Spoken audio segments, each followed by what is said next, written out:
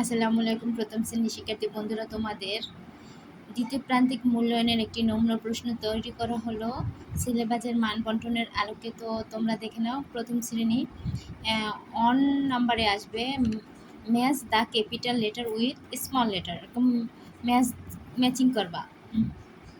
কে বড় হাতের কে ছোট হাতের কে। তারপর write the capital letter form K to T, K থেকে টি পর্যন্ত লিখবে।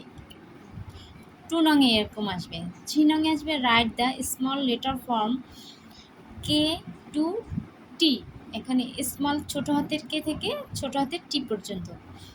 4 নংয়ে আসবে রাইট দ্য মিচিং লেটার।